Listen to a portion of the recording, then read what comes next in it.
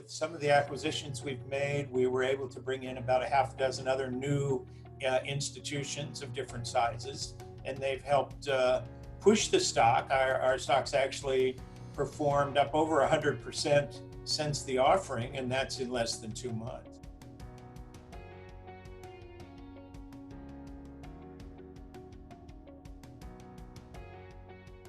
Hello and welcome to Assay TV. Today I'm talking with Trey, who is the President, CEO and Director of ELYGF Royalties, a Nevada-focused royalties company.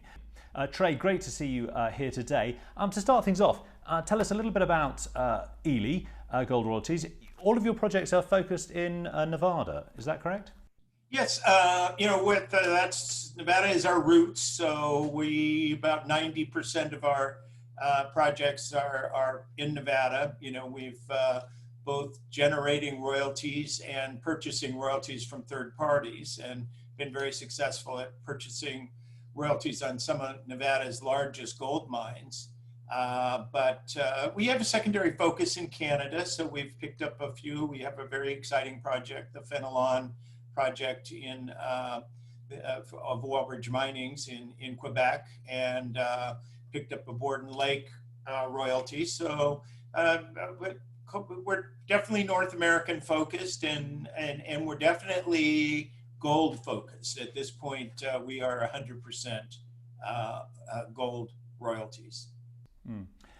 And tell us a little bit, how many projects do you have in your portfolio? How many royalties are there? Well, in just the royalties, it's probably about 45. That number kind of jumps around a little bit, but I'd say 45 is accurate. Total, we have about 100 properties in our portfolio because we are still selling properties and generating royalties. So we have that royalty generation program, which is the old-fashioned way of creating a royalty, selling the property and retaining a royalty. And so in our portfolio, we've got projects that are in the sale process, under contract, and that will generate royalties when the contracts are fulfilled. And and then the royalties themselves, and we keep an inventory of probably about 30 properties that are in our available for sale property portfolio. So all in all, it's over 100 property interests, primarily, like I said, in Nevada and the Western United States, but makes us probably in Nevada one of the largest property owners, certainly by number of projects, maybe not by number of claims. Mm. And you focus on properties that are projects that are in production or very much near production. Well, with our royalty purchase program, this is the beauty of our model, is because we are generating exploration and development royalties. And for us, a development royalty is a property that we are able to acquire and sell that's at or near a producing mine. So it has the potential to become a producing asset much sooner because the mine's already built. But because we have those exploration and development royalties that we're generating from our property sales, it allows us to focus 100% on our purchasing royalties that are producing or very near term to producing. So you won't see us out buying exploration, longer term royalties like that. We pretty much focus our royalty purchases on something that we can put a cash flow model that adds to our net asset value right away, and that we can see a good solid production profile, within 2023, 2024, the latest. Mm. And I see you've been very active recently. The COVID-19 pandemic doesn't seem to have slowed you down much. There have been a few deals coming through in recent months. Well, since we're doing a lot of the purchases from third parties, this ends up being a lot of the old-time prospectors that had the royalties and other people that inherited the royalties, that type of thing. The COVID has actually kind of, if you will, gotten people off dead center. They're a little bit worried about the future. They're thinking of their vulnerabilities, I think, a little bit more. And so we've had people who have been telling us no, no, no for the last few years that have, since the first of the year come around and decided maybe this was a good time to sell. Mm. And also, you've been quite active on the capital raising front. I believe you did a private placement recently of about 17 million Canadian dollars. And originally, I think that was planned to be 10 million, so oversubscribed. A lot of interest in gold and gold royalties at the moment, I guess.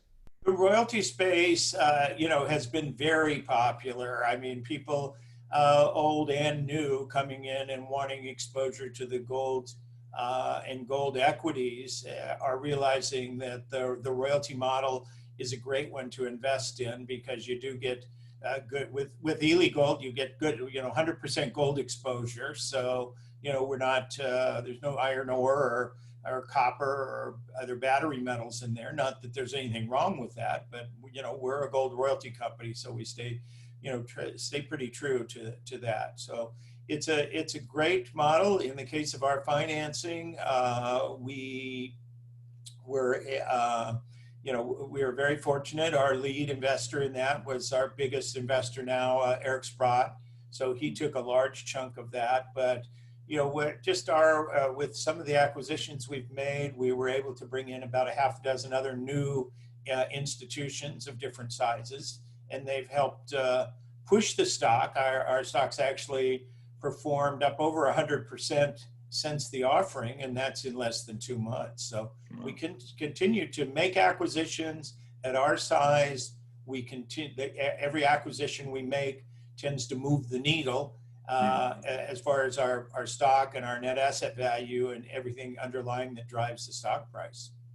So more acquisitions this year you're expecting, are you? Oh, absolutely. Yeah. We're working on a few right now.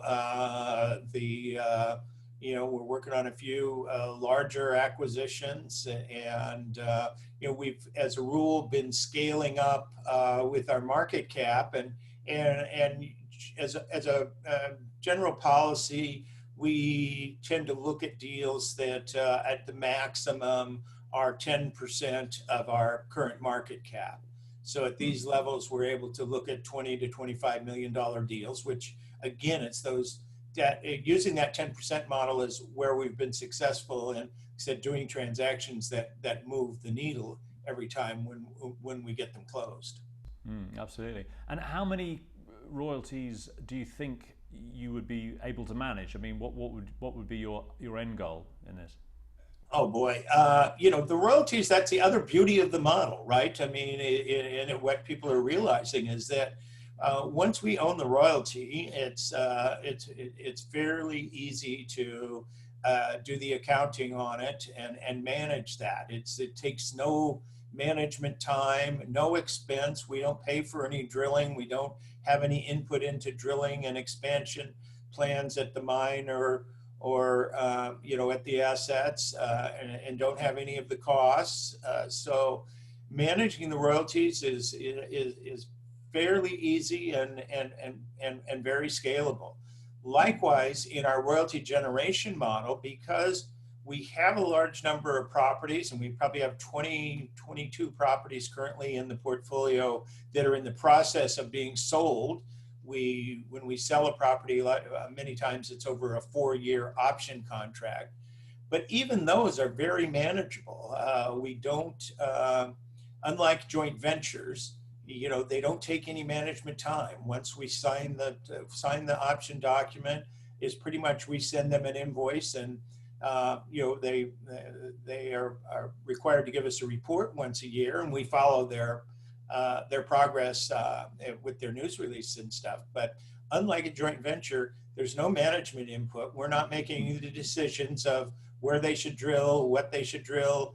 We don't even put work commitments on those. So we're not tracking anything there. We're just interested in good quality projects with good quality operators, advancing those projects. And I mean, COVID obviously hasn't slowed you guys down, but your partner companies, the companies you've invested in, how have they been affected? Well, Nevada was never had any kind of shutdown on the mining side. So, it's been affected in some of the people who are international. So, the Canadian companies, and this really applied more to the executives because most of the Canadian companies operating in Nevada have their team already set up in Nevada.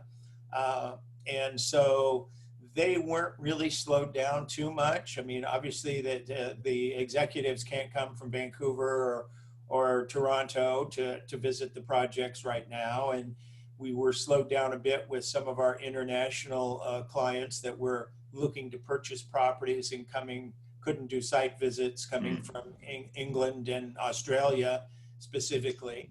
But those have actually gotten done at this point. So we've, it slowed us down a little bit, but really, again, the beauty of the royalty model for us is, is the diversification of so many assets that, if one or two slows down, the Fenelon project was shut down on the exploration side for a couple of months. But that doesn't really affect us overall in our portfolio because of the diversification between all the different assets. And how much do your royalties that you have under management generate at the moment for you in terms of? Oh, right now we're projecting to do about $4 million in revenue this year from combination from royalties and property sales. That's escalating to $6 million next year, and then it's 2022 and 2023 when we really see a big spike as 11, we have 11 key assets that are the ones that are going to be in production, and so that's when we start to see the real increase in that royalty revenue is 22 and 23. Mm-hmm. And I mean, in terms of criteria for when you're picking a company, obviously size comes into it and being near production, but what are the key things that you're looking for? Well, like I said, I mean, we, with our focus in Nevada, we are dealing with pretty much the major companies. You have, and if you look at our portfolio, we're dealing with everybody, all the way from Barrick, or the Barrick Newmont joint venture, Nevada Gold Mines is now, SSR Mining, Coeur Mining, McEwen Mining, Premier Gold, and then some of the smaller, Fiore Gold, the Gold Resource at Isabella Pearl. So almost everybody that's with the producing assets that we've kind of focused on and managed to build a portfolio with those names on it. And consequently, if you look at our 11 key assets, 9 of them are already they're at projects where the mine is already built. So we don't even, only 2 of ours, the Gold Rock project with Fiore and the Hog Ranch with Rex Minerals out of Australia, the mine need to be constructed. So our best assets are, like I said, either producing now or going to be producing because our properties are worked into the mine plan, but not, there's no risk of construction risk or permitting risk or anything else. And that's what the market has just realized in comparing us to our peers, is that, the value in our portfolio with the quality of the names of our counterparties and the fact that, it's on 9 of our 11 key assets are on operating mines that are already operating in Nevada. So nicely de-risked at a time when gold is, at the forefront of people's minds. Well, thank you very much. That's been a fascinating insight into gold royalties there. Good luck for the year ahead, and great for you to join us today. Thanks, Leo. Appreciate it.